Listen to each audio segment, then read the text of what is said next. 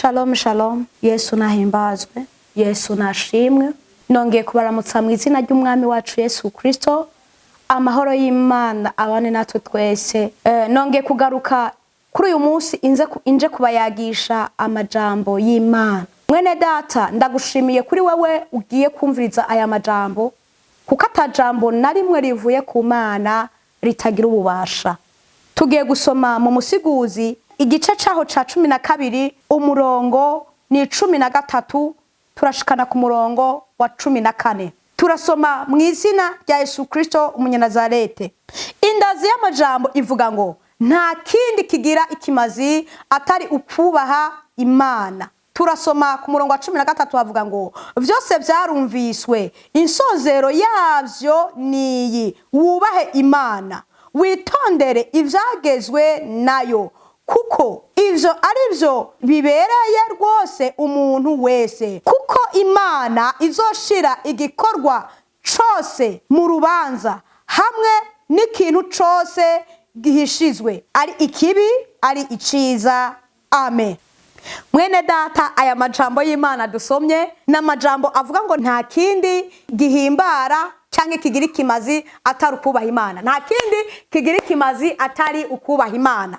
Yesu nashimwe. Sinje kugusubiriramwo ivyagezwe. Hari amajambo kuri twebwe twese ababatijwe mu mazi menshi.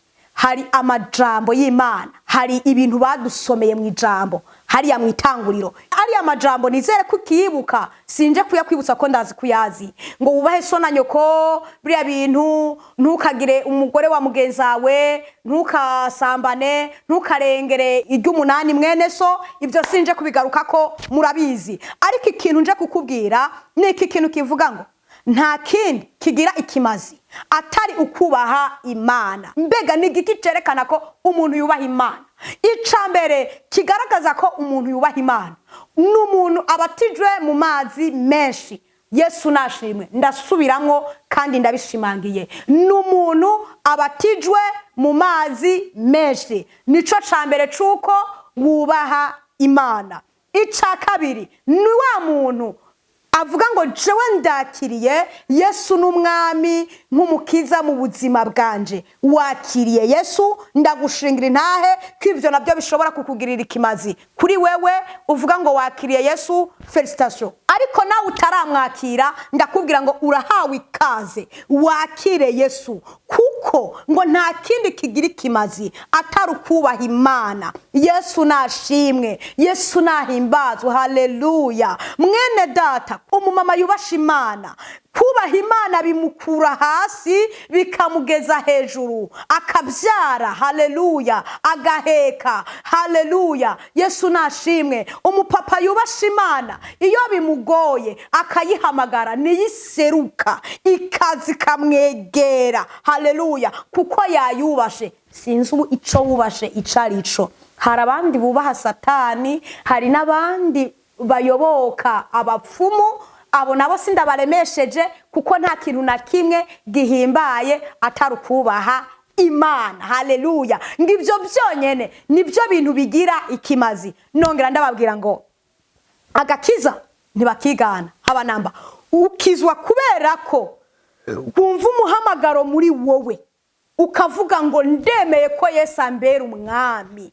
Haleluya. Satani ntakubera umwami, ariko Yesu akubera umwami. Mwene data, ndagusubiriyemo, ntukemere ko Satani akubera umwami, wemere Yesu akubera umwami. Kuko iki gihe turimo uyu munsi twebwe, generation y'uyu munsi itandukanye niyo hambere. Ingo wemere Yesu akubera umwami, ntiwemere ko Satani akubera umwami. Yesu nashimwe. Kubaha Imana kwa Aburahamu kwamuhaye kuganza ibyo ataziga ko yoganza. Reka nongere ndakubwire, kubaha Imana kwa Yosefu kwamukuye iwabo kumugezi bwami. Reka nongere ndakubwire, kubaha Imana kwashikanye benshi kukugororoka. Kubaha Imana. Haleluya. Ikigira kimazi kuri wewe. Haleluya. suko wubaha abantu, banza wubaha Imana, niho tuzomenya ko no kubaha abantu wabishobora. Byose byarumviswe, amasengesho wasenze yarumviswe, amarira warize usinziriye yarumviswe, ariko Imana ntiyumva amarira. Imana yumva amasengesho y'abantu bayikiranukiye, kuko kubaha Imana ari byo bigira ikimazi. Byose byarumviswe rero, niko ijambo ry'Imana dusomye rivuga ku murongo wa 13. Byose byarumviswe kuri wewe ukiranukiye Imana, byose byarumviswe. Nawe utarayikiranukira urahawe ikaze. Yesu nashimwe, Yesu nahimbazwe. Byose byarumviswe kuri wewe wubaha Imana, byose byarumviswe kuri wewe urindiriye amasezerano, byose byarumviswe wewe uri uko bukaye uko bwije ngo Imana nigutabare, Imana nikugwanirire. Yarabyumvisije kukugwanirira. Wowe usenga ngo Imana nigukize, byose byarumvisije kugukiza. Wowe usenga ngo Imana niguhurugo, byose byarumvisije kugubaka. Wewe urira ngo uri muri deception, deception y'umuntu siyo y'Imana. Byose byarumviswe. Wowe urira ngo abantu barakwanka, oya byose byarumviswe. Kuba abantu bakwanka si Imana ikwanka. Wowe urira ngo oya hangura imfubyi, haba namba urafise Yesu, haba namba byarumviswe. Yesu niwe papa, Yesu niwe data, Yesu niwe byose muri byose. Wowe urira rero, narinje kukubwira ngo byose byarumviswe. Wowe ushomereye igihe, nibyo ko kumaze igihe utagira akazi, ariko byarumviswe. Yesu aje kuguha akazi. Wowe urira ngo byarase kubyara,